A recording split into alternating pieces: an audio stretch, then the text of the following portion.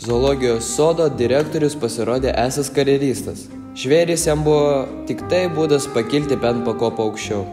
Jis nesirūpina ir atitinkamų savo įstaigos vaidmenių, auklėjant jaunąją kartą. Jo zoologijos sode žirafa buvo trumpų kaklų, barsukas neturėjo net savo olos, o viskam abejingi švilpikai švilpavo pernelyg retai ir tarytum nenoromis. Šitokių trūkumų neturėjo būti, jo labiau, kad sode dažnai lankydavosi mokinių ekskursijos. Tai buvo provincijos zoologijos sodas. Jame stiko keletas svarbiausių žvėrių, kaip antai dramblio. Bandyta kol kas jį pakeisti laikant 3000 triušių. Tačiau vis labiau vystantis mūsų šaliai, spragos buvo planingai užtaisomos. Galų gale atėjo ir dramblio eilė.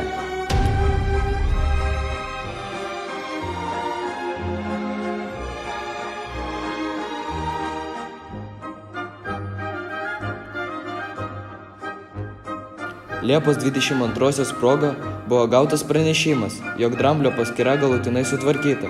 Nuoširdžiai atsidavę reikalui sodo darbuotojai apsidžiaugė. Todėl jie to labiau nustebo sužinojo, kad direktorius parašė į Varšuvą memorandumą, kuriame atsisakė paskyros ir savo ruožtu pateikė planą, kaip įsigyti dramblį taupesnių ūkinių būdų.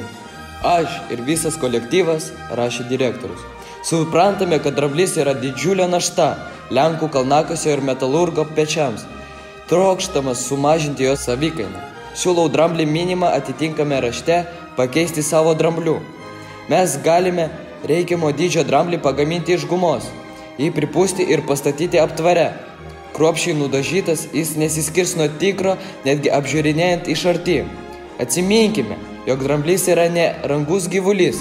Jis visiškai nešokinėja, nelaksto ir nesivalioja. Šitokiu būdu sutaupytus pinigus galėsime skirti naujo reaktyvinio lėktuvo gamybai ar bažnytinių paminklų konservavimui. Prašome atkreipti dėmesį į tai, kad ir pats sumanymas ir parengtasis projektas yra mano kuklus indėlis į bendrą triūsą ir kovą, jūsų nuolankus ir parašas.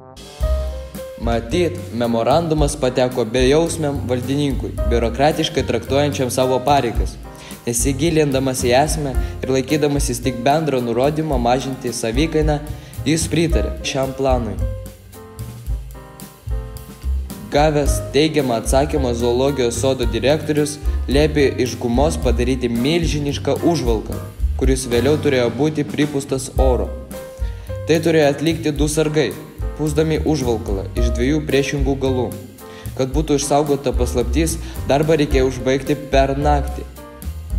Miesto gyventojai sužinojo, kad turi atvykti tikras dramblys ir norėjo jį pamatyti. Be to direktorius skubėjo dar ir todėl, kad tikėjosi gauti premiją, jeigu jo sumanymas bus apvainikuotas sėkme. Užsidarė pašiūrėje, kur buvo įrengta kilnojama dirbtuvė, sargai pradėjo pūsti. Tačiau po 2 valandų triūso pamatė, jog pilkasis užvalkalas tik vos pakėlęs viršun grindų ir pupso nelyginant plokščią bulvę, nei iš tolo nepanašus į dramblį.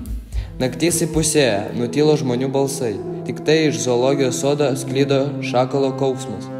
Pavargę sargai stabtelėjo atsikvėpti, saugodami, kad neišeitų pripūstas oras. Tai buvo jau gerokai pagyvenę žmonės, nepratę prie tokio darbo. Jei ir toliau taip eis, baigsim tik tai rytą. Ką aš pasakysiu žmonai, grįžęs į namus? Juk nepatikės, jeigu sakysiu, kad visą naktį pučiau dramblį. Iš tikrųjų, drambliai pučiami retai.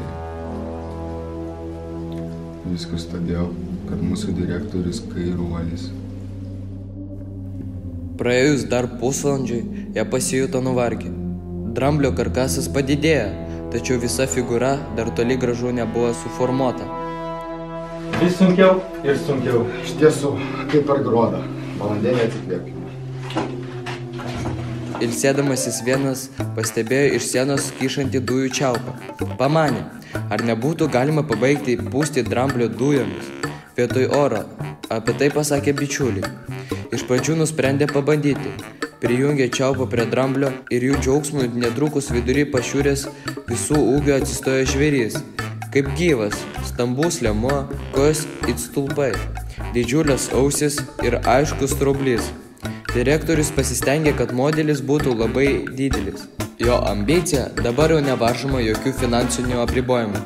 Reikalavo turėti savo zoologijos sode rinktinį dramblių.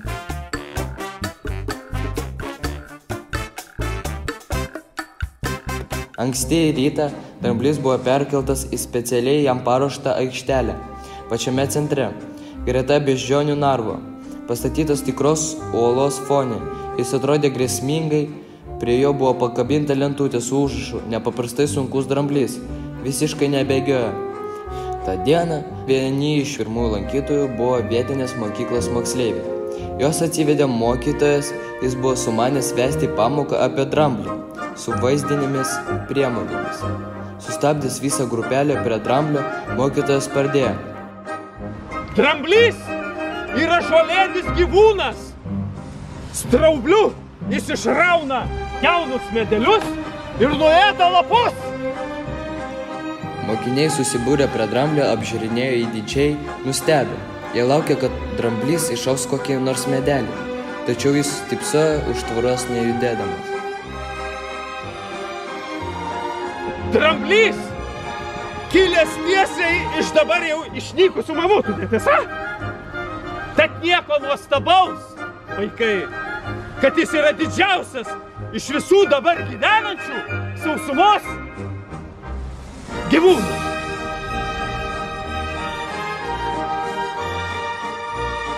Stropesnieji mokiniai užsirašinėjo: Už dramblį sunkesnis tik tai banginis, bet jis gyvena jūroje, todėl galime drąsiai tvirtinti, kad gyvių karalius yra dramblys. Vaikai! Zoologijos sode padvelkė lengvas vėjelis. Suaugęs dramblys sveria nuo 4 iki 6 tūkstančių kilogramų. Tuo metu dramblys virptelėjo ir pakilo į orą. Valandėlę jis jau supasi prie pat žemės. Vėliau pakeltas vėjo nusklendė aukštyn, dangaus žydrinėje, demonstruodamas visą savo galingą stotą. Dar valandėlę ir skriedamas vis aukščiau, parodė apačioje stovintiems žiūrovams 4 praskestų pėdų lopinėlius, išsipūtusi pilvą ir straublio galiuką. Paskui vėjo nešamas horizontaliai prasklendė virš tvoros ir išnyko aukštai už medžių viršūnių. Apstulbusios beždžionės vėpsojo į dangų.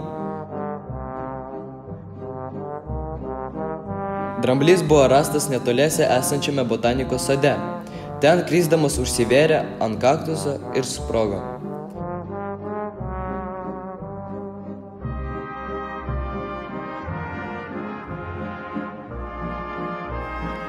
O mokiniai, kurie tuomet buvo zoologijos sode, apsileido, pradėjo nesimokyti ir tapo chuliganai. Sako, jie geria degtinę ir daužo langus, o drambliais apskritai netiki.